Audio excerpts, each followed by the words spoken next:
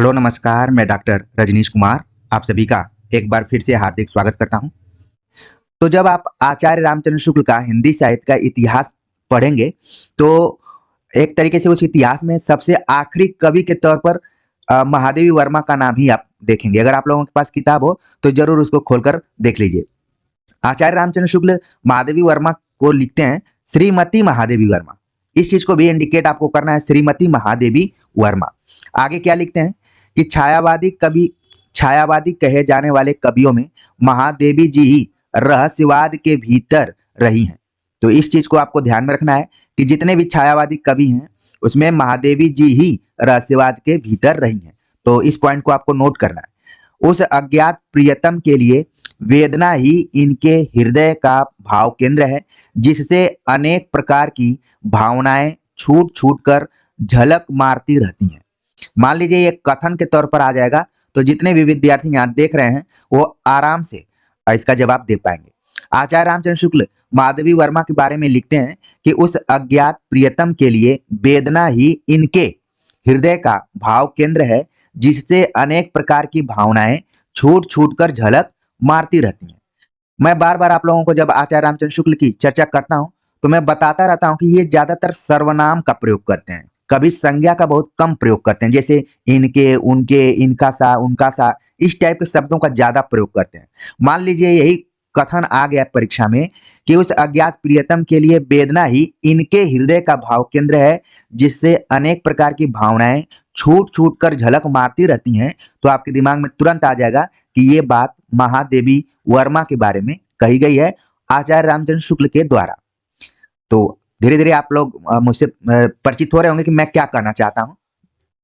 आगे वे लिखते हैं कि वेदना से इन्होंने अपना स्वाभाविक प्रेम व्यक्त किया है, उसी के साथ वे रहना चाहती हैं, उसके आगे मिलन सुख को भी वे कुछ नहीं गिनती। बहुत बड़ी बात कही जा रही है कि वेदना से इन्होंने, आप देख रहे हैं फिर यहाँ पर इन्होंने शब्द का प्रयोग किया है।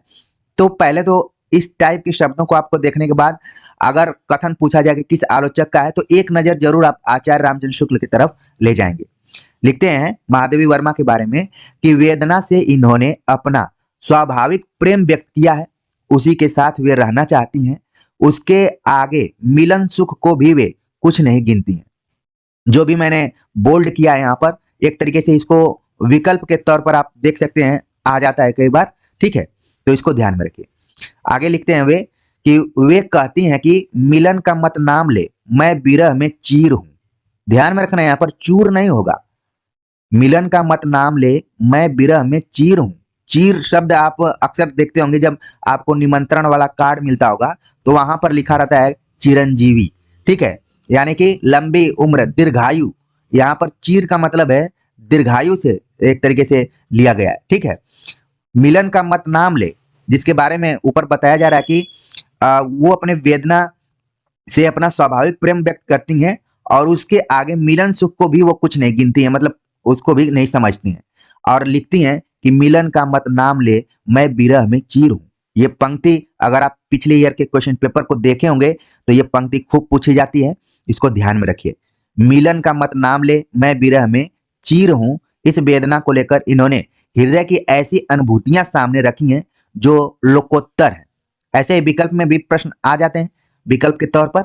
तो यहाँ पर बताया जा रहा है कि जिस वेदना की बात कर रही हैं, जिस विरह की बात कर रही हैं, एक तरीके से देखा जाए तो हृदय की ऐसी अनुभूतियां, उनके हृदय से ये अनुभूति निकली है जो कि लोकोत्तर है। लोक से क्या है, इतर है। लोक जो है, सामान्य जो व्यक्ति है, वो इसको समझने में थोड़ा सा उसको कठिनाई हो सकती है।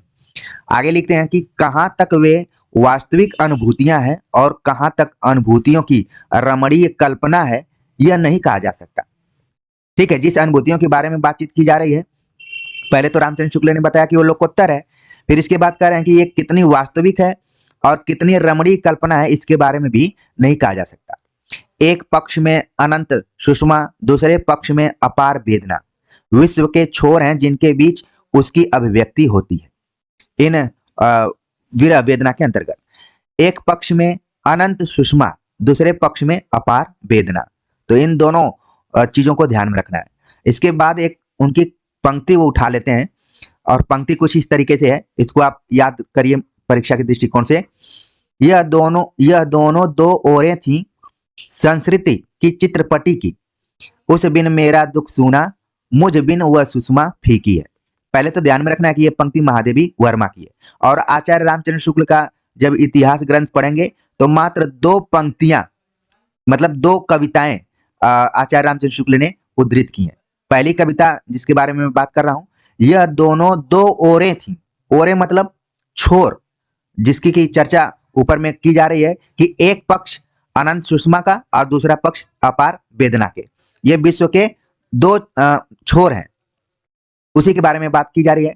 संस्कृति की चित्रपटी की, उस बिन मेरा दुख सूना, मुझ बिन वह सुषमा फीकी। आगे वे लिखते हैं कि पीड़ा का चस्का इतना है कि तुमको पीड़ा में ढूंढा, तुमको ढूंढेगी पीड़ा। ये पंक्ति इस जो कविता के बारे में मैं बात कर रहा था, ये दूसरी कविता है। तो इन दोनों कविताओं को आप एकदम से याद रखिए, क्योंकि आप तमाम पंक्तियों को पढ़ लेंगे, तमाम किताबों को आप पढ़ लेंगे महादेवी वर्मा की, लेकिन मान लीजिए पेपर बनाने वाले ने आचार्य रामचंद्र शुक्ल को पढ़ा और यहीं से दोनों पंक्तियां उठा ली, तो जानकारी आपको होनी जरूरी है और हो गई होगी। पीड़ा का चस्का इतना इनको लगा है, महादेवी वर्मा के बारे में रामचंद्र शुक्ल लिखते हैं और फिर कविता का उदाहरण देते हैं कि तुमको पीड़ा में ढूंढा, तुमको ढूंढेगी पीड़ा। आगे बात करते हैं, इनकी रचनाएं समय समय पर संग्रहों में निकली हैं। निहार, रश्मि, नीरजा और सांध्य गीत, चार संग्रहों की चर्चा रामचंद्र शुक्ल ने किया है।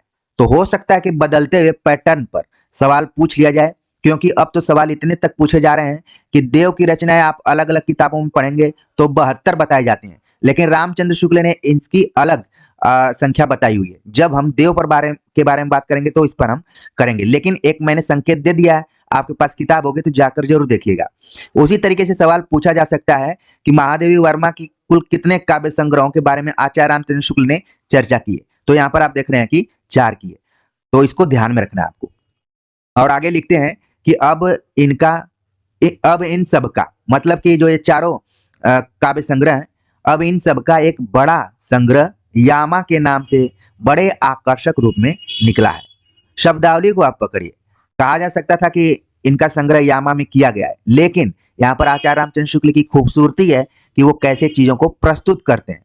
लिखते हैं कि जो चारों ऊपर के संग्रह निकले हैं, अब इनका बड़ा संग्रह।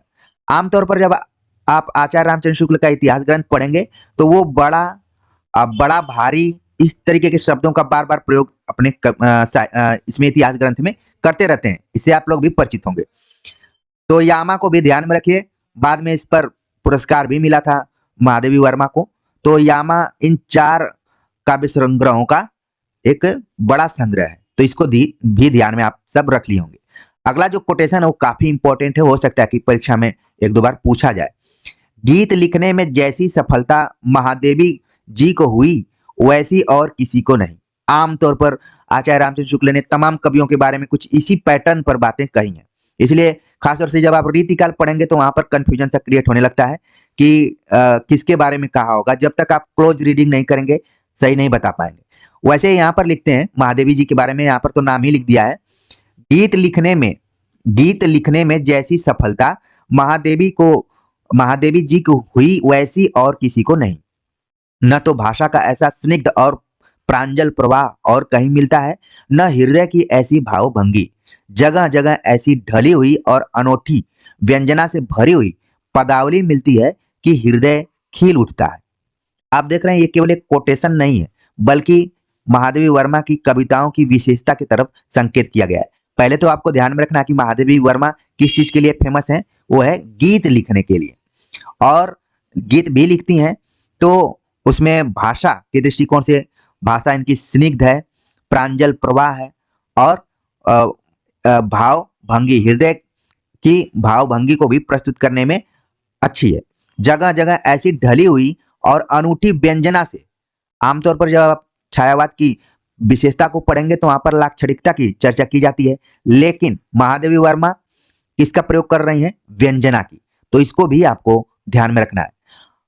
जगह जगह ऐसी ढली हुई और अनोखी व्यंजना से भरी हुई पदावली मिलती है कि हृदय खिल उठता है। तो ये सब कथन किसके हैं? आचार्य रामचंद्र शुक्ल के हैं। तो मैंने सोचा कि आप सभी तो लगातार चैनल से जुड़कर यूजीसी नेट की तैयारी कर रहे होंगे, लेकिन हम उन कवियों के बारे में बातचीत करेंगे जो आपके सिलेबस में है, और खास तौर से आचार्य रामचंद्र शुक्ल की दृष्टि में वो कवि कैसे रहे हैं, उनकी क्या विशेषता रही है, और इससे आपको शुक्ल जी के कथन भी मालूम चल जाएंगे और परीक्षा में आएगा तो वहां पर भी आप अच्छे से कर पाएंगे। तो उम्मीद है कि ये नई पहल आप सभी के लिए अच्छी लग रही होगी, तो कमेंट्स कर जरूर बताइएगा। जल्दी हम प्रतिदिन वीडियो अपलोड करेंगे यूजीसी नेट की दृष्टिकोण से, आपको अच्छा लगेगा। तो मिलते हैं एक नए टॉपिक के साथ, तब तक के लिए नमस्कार।